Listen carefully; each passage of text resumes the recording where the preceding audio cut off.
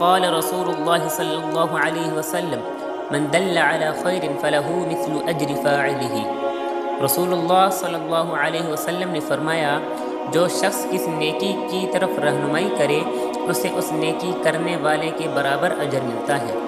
اس حدیث کا مطلب یہ ہے کہ اگر کوئی شخص کسی دوسرے کو اچھے عمل کی طرف بلائے تو وہ بھی اس عمل کے اجر میں شریک ہوتا ہے، چاہے وہ خود وہ عمل نہ کر پا رہا ہو۔ مثلا اگر آپ نے کسی کو نماز پڑھنے کی ترغیب دی، اگر آپ نے کسی کو قرآن کی تلاوت کی ترغیب دی، اگر آپ نے کسی کو ذکر الہی، صدقہ یا نیکیوں کی یاد دلائی، تو جب بھی وہ عمل کرے گا تو اللہ تعالیٰ آپ کو بھی اس عمل کا اجر عطا فرمائیں گے۔ لیکن اسی حدیث کا دوسرا پہلو یہ بھی ہے کہ اگر ہم کسی کو غلط کام کی طرف لگا دیں گے تو اس کا گناہ بھی ہمارے سر آ سکتا ہے۔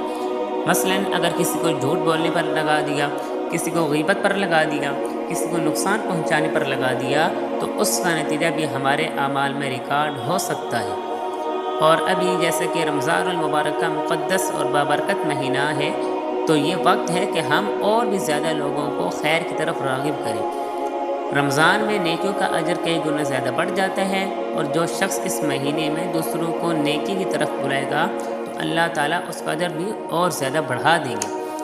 اس لیے ہمیں چاہیے کہ ہم زیادہ سے زیادہ خود بھی نیکی کریں، اچھے کام کریں اور دوسروں کو بھی نیکی کی کاموں کی ترغیب دیں، جیسے کہ کسی کو روزے کی ترغیب دے دینا، کسی کو نماز پڑھنے کے لیے ساتھ لے جانا، کسی کو قرآن پڑھنے کی ترغیب دینا، کسی کو صدقہ اور خیرات کی طرف بلانا۔